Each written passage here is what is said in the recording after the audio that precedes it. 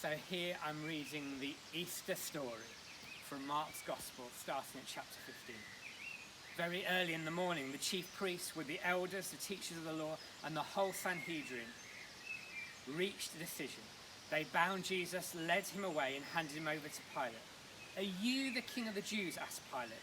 "You have said so," Jesus replied. The chief priests accused him of many things.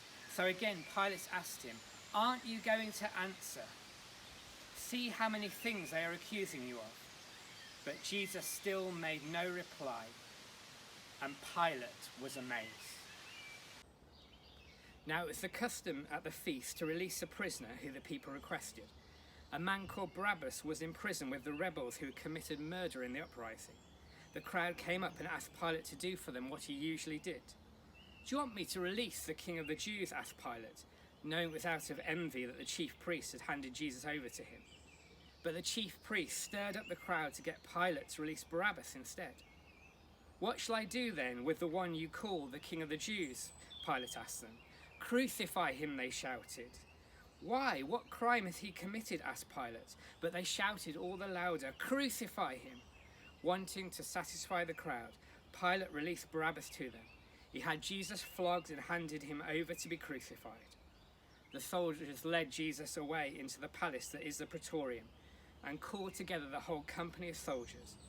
They put a purple robe on him, then twisted together a crown of thorns and set it on him. And they began to call out to him, "Hail, King of the Jews!" Again and again they struck him on the head with a staff and spat on him.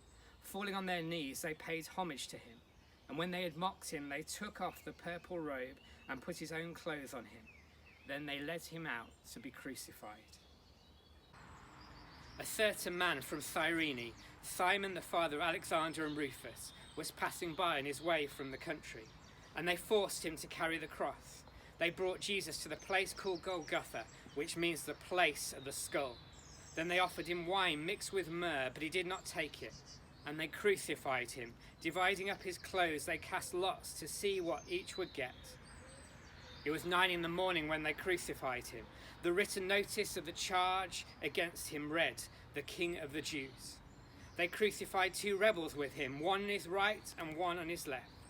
Those who passed by hurled insults at him, shaking their heads and saying, "So, you who are going to destroy the temple and build it in 3 days, come down from the cross and save yourself."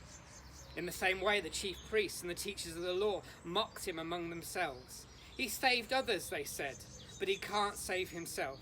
Let this Messiah, this King of Israel, come down from the cross that we may see and believe." Those crucified with him also heaped insults on him.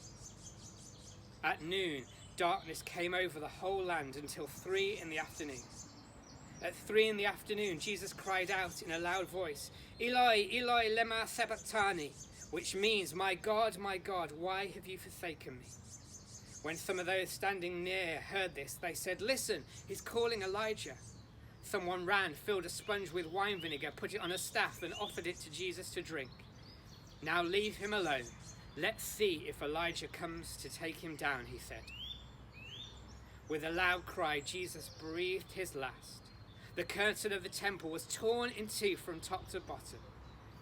And when the centurion who stood there in front of Jesus saw how he died, he said, "Surely this man was the Son of God."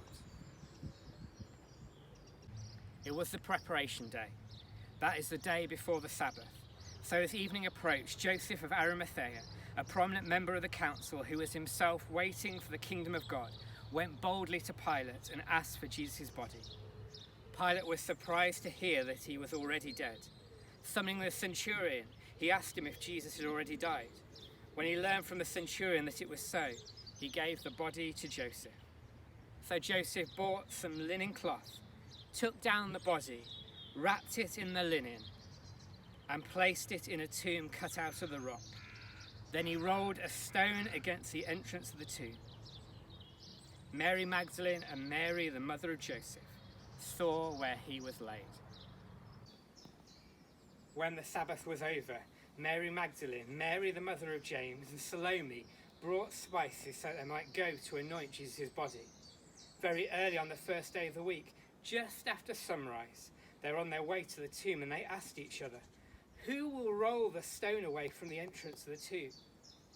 But when they looked up, they saw that the stone, which was very large, had been rolled away. As they entered the tomb, they saw a young man dressed in a white robe sitting on the right side, and they were alarmed. "Don't be alarmed," he said. "You are looking for Jesus the Nazarene, who was crucified. He has risen. He is not here. See the place where they laid him.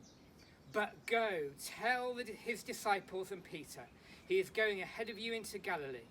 There you will see him, just as he told you." Trembling and bewildered, the women went out and fled from the tomb. They said nothing to anyone because they were afraid.